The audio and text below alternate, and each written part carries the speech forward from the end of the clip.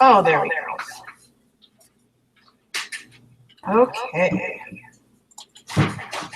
So, what did you think, Madeline? Do you think that he should raise money now?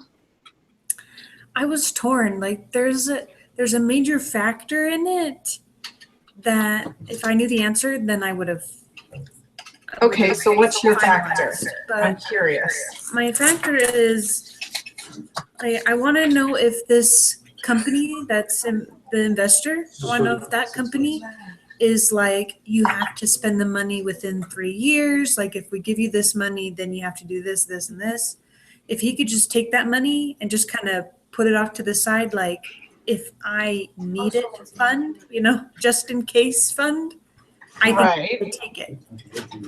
But if the company's like, no, you should do this and this and this, then I don't think he should take it. So I put my hypothesis is that he should take the money. Okay, so I put that he should take the money as well, but I didn't even think about that. So that's actually a good thought, that it doesn't really go over what the investors are expecting him to do with that money. Why did you choose? So I chose yes because I think he could use the money right now, and I feel that he's heading in the right direction, that it would help his business be successful by taking the money now. Yeah, because there's already a competitor, so he could use that money to really market his product or make new products or really bring out what he has. I think he could really use that money to his benefit. Yeah, so and it made it sound like he knew kind of what he wanted to do with that money. Mm-hmm. So it's not like he would get the money and he would be like, well, I don't know what to do with all this money. Let's just spend it. Yeah, so let's just go on a shopping spree. I think he'd be pretty smart with it to help his business grow and be successful. Yeah, I agree. Okay. All right. Something about read page 7. Oh, I didn't pull up the page. What's on page 7?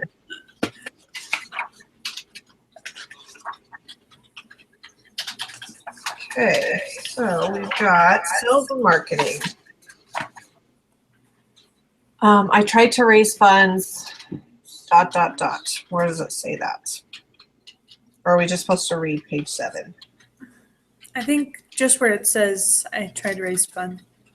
Oh, so right here it says I tried to raise funds from Sand Hill Road venture capitalists, the VCs, in October and November. They liked our team and our idea, but they told me to come back when I had proved the model in more than one city, demonstrated lifetime customer value well in excess of average customer acquisition costs, and had reliable data on my sales cycle and conversation funnel.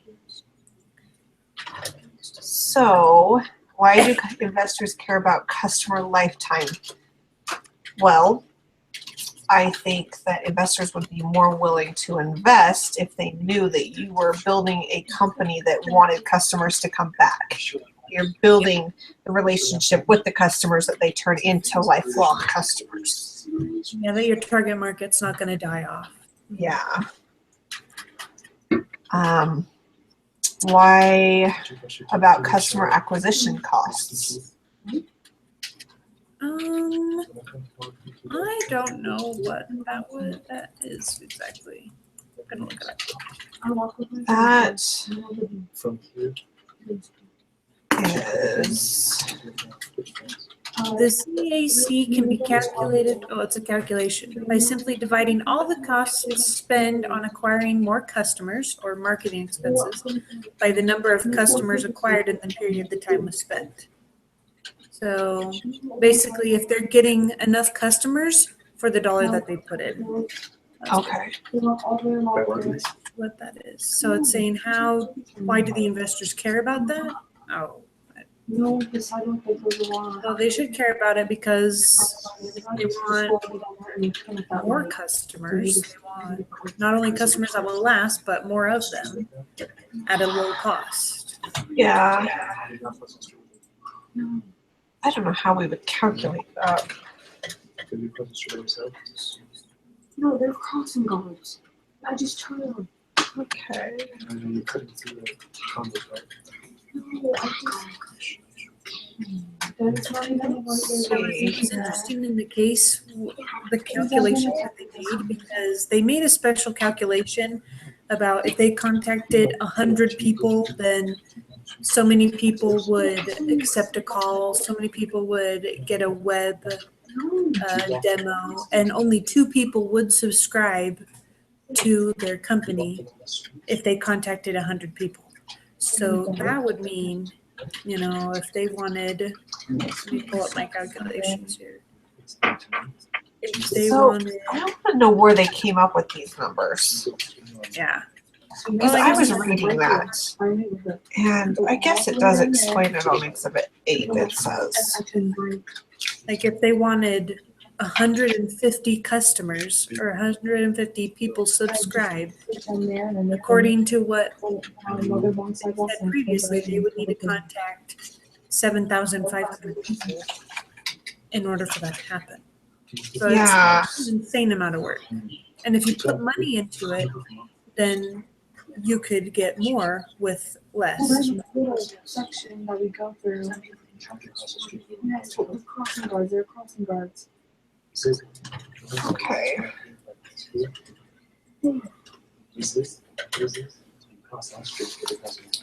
Sorry, I'm just trying to read about how they figure this out. Okay, anyway, we'll move on. What CLV of a RentJuice customer use the following assumptions? Annual churn is 38%. What is the CLV of a customer? Okay.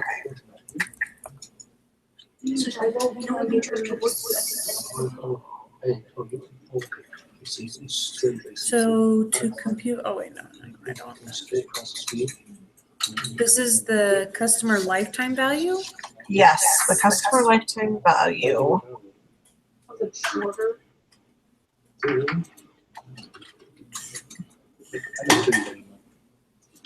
So the annual churn, 38%. All right. Oh dear, this doesn't help. Let's see, how do we calculate it? That's what I'm trying to figure out.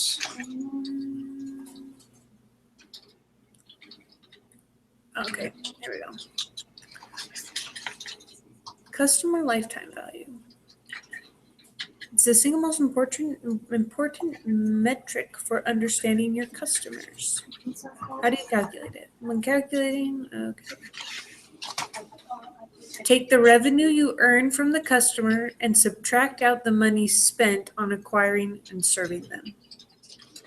So it says that their monthly revenue per customer is $440. Okay. And what's a churn? What's an annual churn? I don't know. Let's see.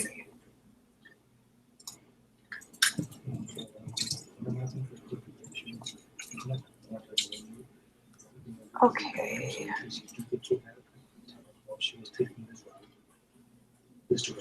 What is churn in business? The churn rate, also known as the rate of subscribers. So it's the percentage of subscribers to a service. So this question is referring to 38%. Okay.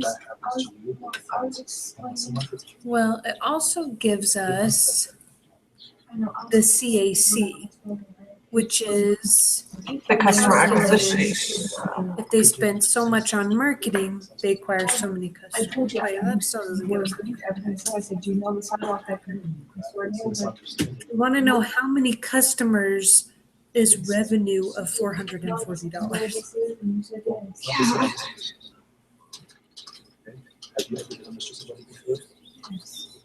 Okay. But basically, we would just subtract the money that they spent from the 440, and that would be the CLV.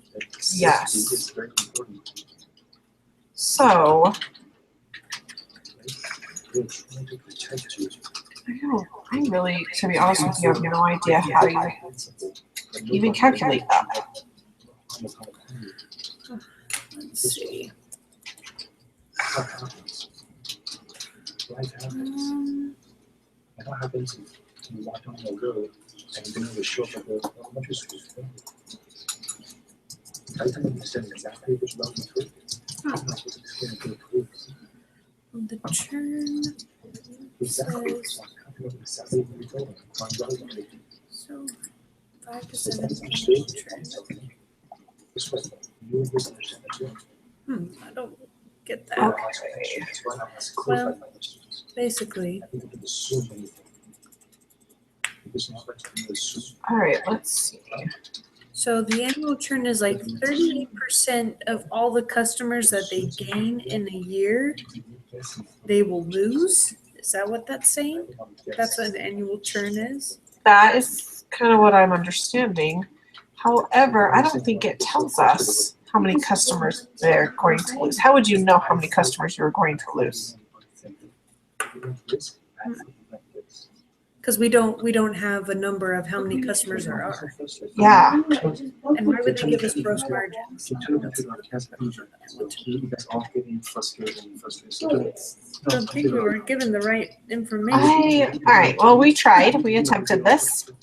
We're gonna skip Number that. 5. Number 5, because We understand how to get it. We just don't have the information. Yeah. Okay. So, how well is the cell funnel at RentJuice working?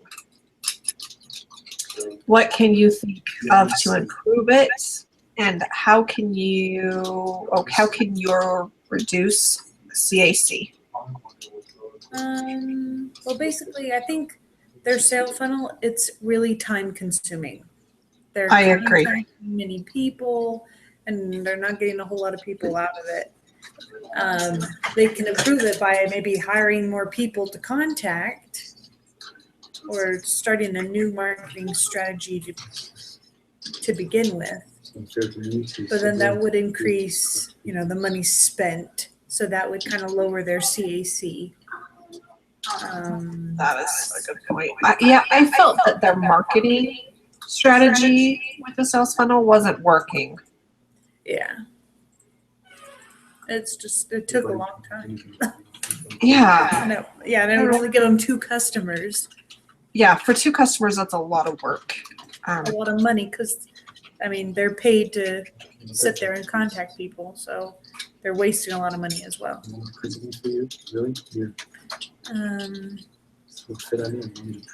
But